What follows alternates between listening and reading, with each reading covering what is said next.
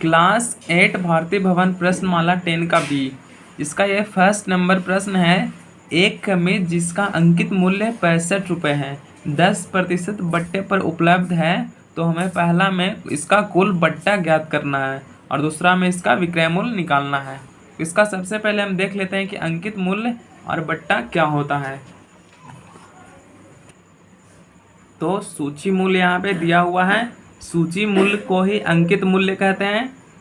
सूची मूल्य या अंकित मूल्य वह मूल्य होता है जिस पर कोई वस्तु बेची जाती है, उसी को सूची मूल्य या अंकित मूल्य कहते हैं। और बट्टा, यहाँ पे बट्टा का अर्थ होता है छूट, यानी कि किसी भी वस्तु को बेचने पर जो उस वस्तु पर छूट दिया जाता है किसी कारणवश। जैसे मान ले जाए कोई वस्तु है वो कुछ खराब हो गया है, उसके कारण उस पर दुकानदार हमें कुछ छूट दे देता है, तो उसी को बट्टा या छूट कहते हैं। जैसे यहाँ पे एक पंखा का अंकित मूल्य दिया हुआ है 575 रुपये। जाड़े के दिन में दुकानदार उसे 500 रुपये में बेचता है, क्योंकि पंखा का काम तो गर्मी के दिनों में रहता है, लेकिन वो ठंडा के दिन में पंखा बेच रहा है तो वो उसे 500 रुपये में ही बेच देता है। लेकिन उसका अंकित मूल्य कितना था, तो वो अंकित मूल्य उसका था 575 रुपये। तो यहाँ पे 75 रुपये वह घाटा सहकर पंखा यहाँ पे बेच रहा है ठंडा के दिनों में। तो यहाँ पे 75 रुपये क्या हुआ, तो यहाँ पे 75 रुपये बटा के रूप में ये हो जाएगा, यानी कि 75 रुपये इसका बट्टा हो जाएगा। तो इतना यानी 75 रुपये छूट दे दिया पंखा पे, तो यही इसका बट्टा या छूट कहलाएगा।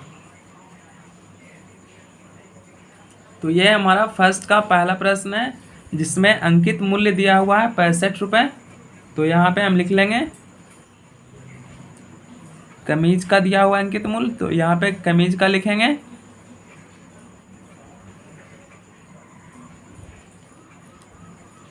कमीज का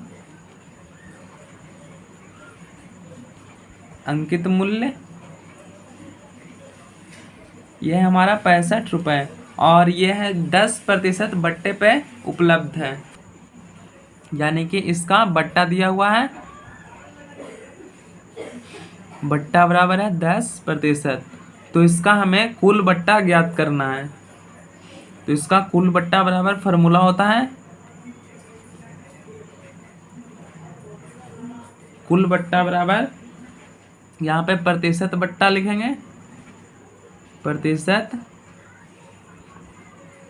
ये फार्मूला बुक में ही दिया हुआ है प्रतिशत बट्टा, और यहाँ पे हो जाएगा बट्टा 100 और गुने हो जाएगा अंकित मूल्य।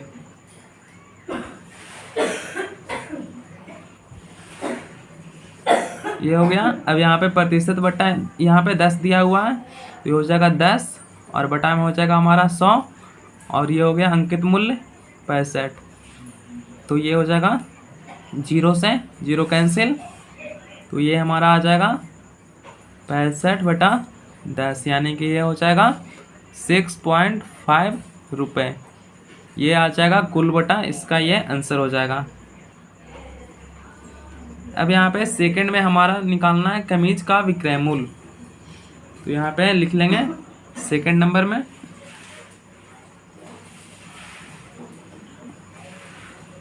विक्रय मूल्य बराबर, फार्मूला इसका होता है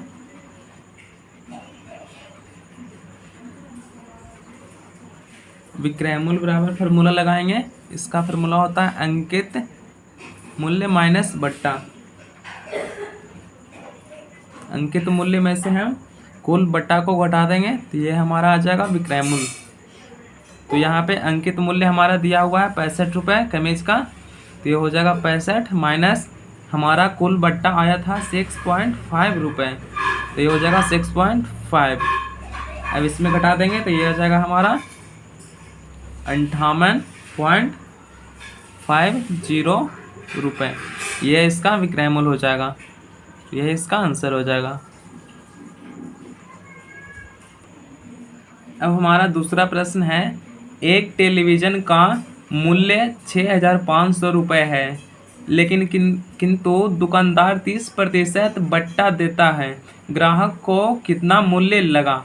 यानी कि ग्राहक को खरीदने में कितना मूल्य लगेगा।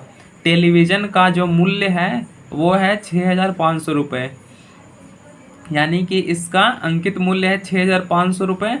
और किसी कारणवश दुकानदार 30% का छूट देता है, यानी कि इसका जो 30% छूट देता है टेलीविज़न में, तो दुकानदार को ये कितना में मिलेगा। और दूसरा प्रश्न है कुल कितना बट्टा मिला, यानी कि कुल कितना रुपए छूट मिला, ये हमें ज्ञात करना है। और कुल कितना रुपए में खरीदेगा ये हमें ज्ञात करना है। तो सबसे पहले टेलीविज़न का अंकित मूल्य दिया हुआ है, तो उसे हम लिख लेंगे टेलीविज़न का अंकित मूल्य। अंकित मूल्य उसे कहते हैं जिस पर कोई भी वस्तु बेचा जाता है छूट देकर। तो टेलीविज़न का अंकित मूल्य 6,500 रुपये है। और यहाँ पे प्रतिशत बट्टा दिया हुआ है, 30% छूट देकर यहाँ पे बेचा जा रहा है टेलीविज़न किसी दुकानदार द्वारा। तो ये प्रतिशत, ये यहाँ पे बट्टा इस तरह से होगा, 30% छूट देकर बेचा जा रहा है ग्राहक को दुकानदार के द्वारा। तो यहाँ पे हमें फर्स्ट में सबसे पहले ज्ञात करना विक्रय मूल्य। तो विक्रय मूल्य बराबर हम फार्मूला लगाएंगे, तो ये हमारा हो जाएगा अंकित मूल्य माइनस बट्टा अंकित मूल्य माइनस बट्टा। तो अंकित मूल्य इसका है 6,500 रुपये, तो इसे लिख लेंगे 6,500 रुपये। और यहाँ पे अंकित मूल्य माइनस है तो माइनस देंगे। बट्टा यहाँ पे ज्ञात करना है, तो बट्टा ज्ञात करने के लिए फार्मूला होता है, उसे यहाँ पे लगाएंगे। तो ये ऊपर में 30% आ जाएगा। यहाँ पे बट्टा दिया हुआ है 30% और बटा में हो जाएगा 100 और ये गुना में हो जाएगा हमारा अंकित मूल्य। तो अंकित मूल्य कितना है, तो ये है 6,500 रुपये। तो यहाँ पे हो जाएगा 6,500 रुपये।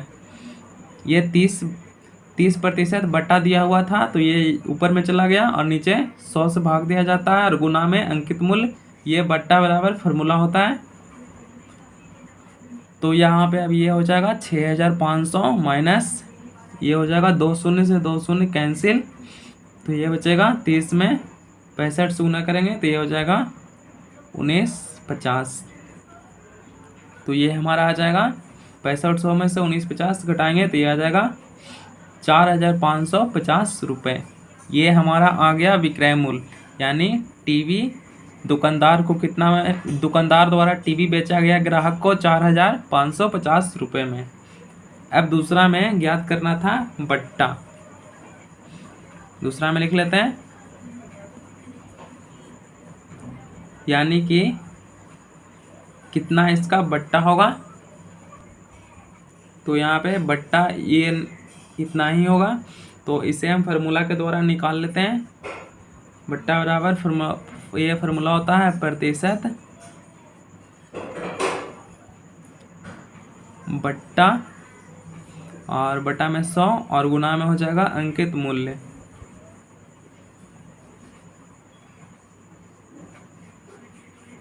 तो ये हो जाएगा हमारा प्रतिशत बटा 30 दिया हुआ है यहाँ पे, तो 30 रखेंगे और बटा में हो जाएगा 100 और गुना अंकित मूल्य हमारा है कितना, तो ये है हमारा 6,500। ये 2 शून्य से 2 शून्य कैंसिल हो जाएगा, तो ये आ जाएगा हमारा 30 गुना 65, यानी कि ये आ गया 1950 रुपये इसका बट्टा हो गया। यानी कि इतना 1950 रुपया छूट दिया ग्राहक को, दुकानदार ने 1950 रुपया छूट दिया, तो ये इसका बट्टा है। तो यही इसका आंसर हो गया, एक ये आंसर और ये विक्रय मूल्य ये आंसर। थर्ड नंबर हमारा प्रश्न है, यदि पंखे का सूची मूल्य 500 रुपये हो और उस पर 10% बट्टा उपलब्ध हो तो पंखा ग्राहक को कितने में मिलेगा। यानी कि पंखा का सूची मूल्य यानी कि अंकित मूल्य कितना है, 500 रुपये है और उस पर 10% छूट उपलब्ध है। बट्टा का अर्थ होता है छूट, यानी कि पंखा के मूल्य पर 10% छूट दे रहा है ग्राहक को, तो पंखा ग्राहक को कितने में मिलेगा। तो यहाँ पे पंखा का सूची मूल्य दिया हुआ है, तो लिख लेंगे पंखा का सूची मूल्य को ही अंकित मूल्य कहा जाता है। तो पंखा का सूची मूल्य है 500 रुपये, यानी 500 रुपये में पंखा बेच सकता है ग्राहक को, और बट्टा प्रतिशत है 10, यानी कि छूट है इसको 10%। यहाँ पे छूट लिख लेते हैं, बट्टा भी लिख सकते थे। तो यह छूट है इसका 10% छूट दे रहा है ग्राहक को पंखा पर। पंखा का मूल्य जो कीमत है वो 500 रुपये है, लेकिन वो 10% का छूट दे रहा है। तो 10% ग्राहक को छूट देगा, तो पूछ रहा है इसमें कि इसका विक्रय मूल्य क्या होगा, यानी कि किस दाम पर बेचेगा ग्राहक को। तो विक्रय मूल्य क्या हो जाएगा इसका, तो विक्रय मूल्य बराबर फॉर्मूला होता है अंकित मूल्य माइनस बट्टा। तो अंकित मूल्य माइनस बट्टा, ये तो फॉर्मूला होता है। अब इसमें अंकित मूल्य दिया हुआ है कितना, तो अंकित मूल्य है हमारा 500 रुपये, और बट्टा बराबर फॉर्मूला होता है ये प्रतिशत बट्टा गुने अंकित मूल्य बटा 100। तो प्रतिशत बट्टा कितना दिया हुआ है, 10% छूट है, तो बट्टा बराबर फॉर्मूला यहाँ पे लगाएंगे। तो छूट हमारा है 10%, तो ये प्रतिशत बट्टा हो जाएगा 10, और बटा में हो जाएगा 100, और गुना में हो जाएगा अंकित मूल्य। तो अंकित मूल्य इसका 500 रुपये है, तो ये हो जाएगा हमारा 500 रुपये। अब ये 2 शून्य से 2 शून्य कैंसिल हो जाएगा, तो ये हमारा आ जाएगा यहाँ पे 500 माइनस ये हो जाएगा 10 बचे 50, तो ये आ गया 500 में से 50 घटाएंगे तो 450 रुपये, यानी कि इसका विक्रय मूल्य हो जाएगा 450 रुपये। ये इसका आंसर हो जाएगा। 4 का ए नंबर हमारा प्रश्न है, यदि किसी वस्तु का अंकित मूल्य 100.95 रुपये हो और इस पर बट्टा 20.19 रुपये हो, तो उस वस्तु पर किस दर से बट्टा दिया जा रहा है। यानी कि इसमें वस्तु का अंकित मूल्य दिया हुआ है और इस पर कितना रुपए बट्टा यानी कितना रुपए छूट दिया जा रहा है, ये भी इसमें प्रश्न में दिया गया है। तो इसमें बताना है कि किस दर से, यानी कि किस दर से उस पर छूट दिया जा रहा है, ये हमें ज्ञात करना है। तो इसमें सबसे पहले हम लिख लेते हैं 4 का ए है, ये वस्तु का अंकित मूल्य दिया हुआ है 100 रुपये 95 पैसा। तो ये हो जाएगा वस्तु का अंकित मूल्य, यह है हमारा 100 रुपये 95 पैसा, और इस पे बट्टा दिया जा रहा है 20.19, यानी इसको छूट दिया जा रहा है कितना, यहाँ पे बट्टा लिख लेते हैं। छूट दिया जा रहा है 20 रुपया और 19 पैसा। तो इस पे किस दर से छूट दिया जा रहा है, ये हमें ज्ञात करना है। तो यहाँ पे बट्टा प्रतिशत का फॉर्मूला लगाएंगे, तो ये हो जाएगा बट्टा प्रतिशत बराबर फॉर्मूला होता है हमारा, ये हो जाएगा बट्टा गुने 100, और बटा में हो जाएगा सूची मूल्य। ये फार्मूला बुक में ही दिया हुआ है। तो यहाँ पे बट्टा दिया हुआ है कितना, तो 20 रुपया 19 पैसा दिया हुआ है बट्टा, तो ये हो जाएगा 20 रुपया 19 पैसा, गुना में हो जाएगा हमारा 100, और नीचे हो जाएगा सूची मूल्य। सूची मूल्य अंकित मूल्य को ही कहा जाता है, तो ये हो जाएगा 100.95 रुपये। तो यहाँ पे पॉइंट से पॉइंट कैंसिल हो जाएगा, इसे 5 से काट लेंगे, 20 बचे 100, और ये 5 से कटेगा 20, और ये 19 बचे 95।